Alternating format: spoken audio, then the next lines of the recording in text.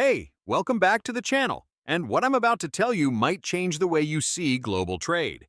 While headlines focused on Washington's tariff drama, something far more subtle and far more strategic was unfolding behind the scenes. First, the FTA structure between us and the US is changing, and that will create a burden. Naturally, if tariffs drop from 25 to 15%, that will be better, but it's still harder than before, and especially at this point.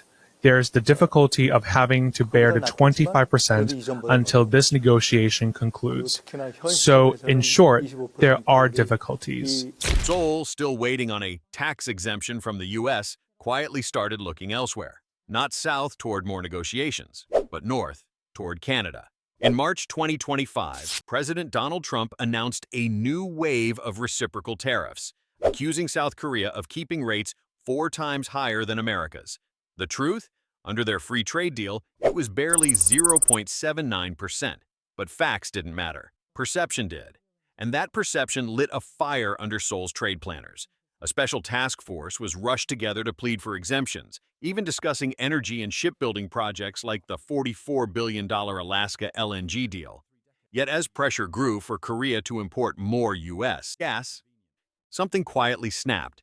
Major Korean companies began scouting for a safer route, one untouched by Washington's unpredictability.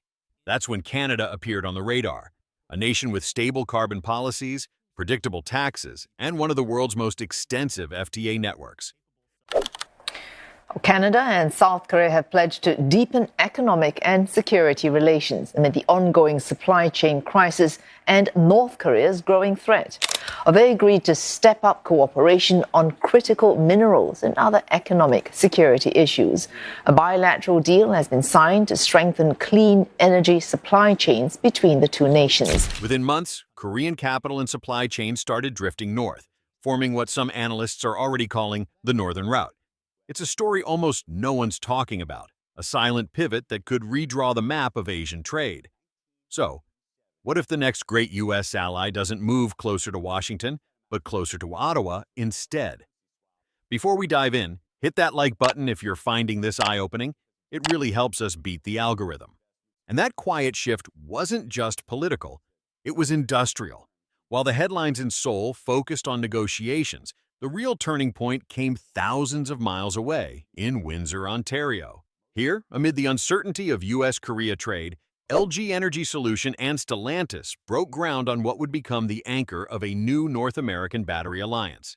Valued at over $5 billion, about US $4.1 billion, the joint venture now produces roughly 45 gigawatt-hours of battery capacity each year and supports around 2,500 jobs. But the significance goes beyond numbers. By choosing Canada, these companies found a loophole inside the U.S. Inflation Reduction Act, qualifying for American EV tax credits without being exposed to America's tariff crossfire. In other words, Windsor became the quiet middleman between two worlds, connected to Detroit's auto heartland, but increasingly aligned with Ottawa's strategy of industrial self-reliance. The symbolism wasn't lost on policymakers. If Washington builds tariff walls, Canada will build industrial bridges, and that bridge is already reshaping North America's energy future, one battery, one partnership at a time. If you've made it this far, you probably care. Consider subscribing to stay updated. That partnership in Windsor was just the beginning, the first sign of a deeper, more deliberate alignment. By 2024, what started as an industrial collaboration was evolving into something broader, a comprehensive strategic partnership, or CSP, between Canada and South Korea. It wasn't just another trade deal. It was a blueprint for how two advanced economies could rebuild global supply chains on their own terms. Originally established in 2022, the CSP gained real momentum between 2024 and 2025, when both governments signed a series of memoranda of understanding covering critical minerals, clean energy, and energy security. The intent was clear: to anchor their future industries in predictability, not politics. Korean companies began investing directly into Canadian mining and refining projects, nickel in Ontario, lithium in Quebec, cobalt in Saskatchewan, effectively diversifying away from China's tightly controlled supply networks. At the same time, Ottawa opened a legal corridor, allowing Korean firms to benefit from North American incentives without having to go through Washington's approval maze. The 2024 Joint Action Plan translated these ambitions into specifics: cooperation from upstream extraction to downstream hydrogen development and zero-emission vehicles. In effect, a dual FTA was emerging, one between two nations and another between two visions of industrial independence, grounded in mutual trust, not dependency on U.S. policy cycles. While policy debates swirled in Washington, another quiet milestone was unfolding on the opposite coast, one that barely made headlines but could reshape the Pacific energy map.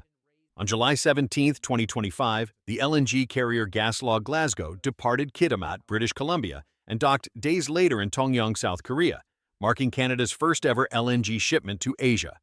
For Ottawa, it was more than a trade success. It was a geopolitical debut.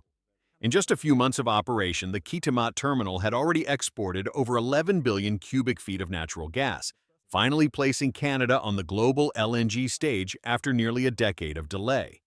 But beyond the numbers lay a strategic advantage: geography. Routes from Canada's Pacific coast to Northeast Asia are significantly shorter than those from U.S. Gulf ports, cutting both transit time and carbon emissions, effectively creating an invisible pipeline across the Pacific. For Seoul, that first delivery wasn't just an energy transaction. It was a lifeline of diversification, a new supply channel that reduced reliance on the Middle East and bypassed the vulnerable Panama Canal. It was a quiet breakthrough with far-reaching implications, proof that the North Pacific Energy Corridor could become one of the defining trade arteries of the 21st century.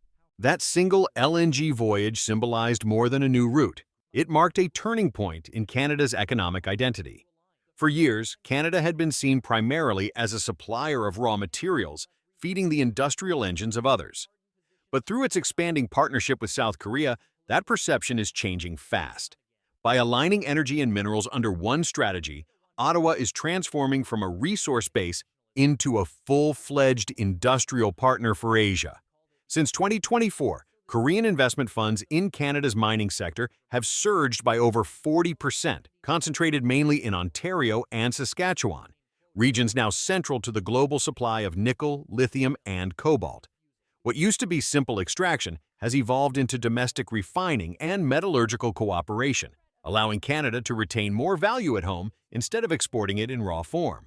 Combined with LNG exports from Kitimat and the EV Minerals Alliance formed with Seoul, Canada is now part of a new energy industrial corridor that parallels, and in some ways rivals, the traditional U.S.-centered system.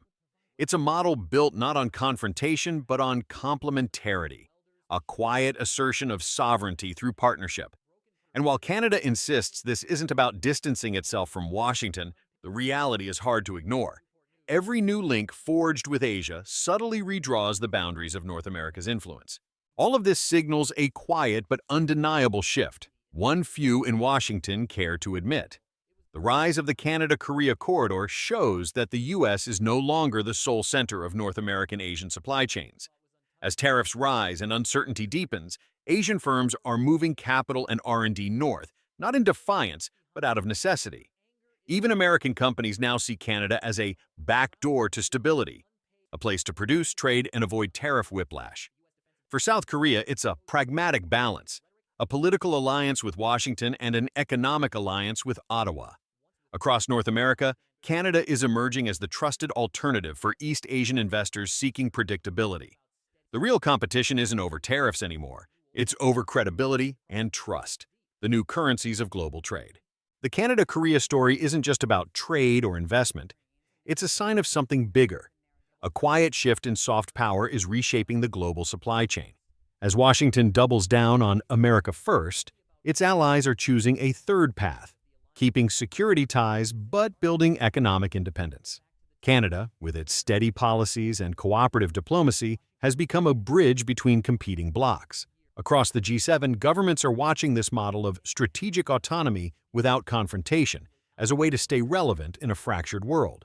The rise of new bilateral frameworks, from strategic partnerships to targeted MOUs, shows that global influence now belongs not to the biggest economy, but to the most trusted partner. For Seoul, the takeaway is simple. Energy security depends as much on geopolitical diversity as on supply. And for Washington, one question remains. Can it share the stage of global supply chains, or will North America be split by its own allies? Because today, power isn't about control. It's about cooperation. If this video gave you something to think about, like and subscribe to support more content like this. Thank you.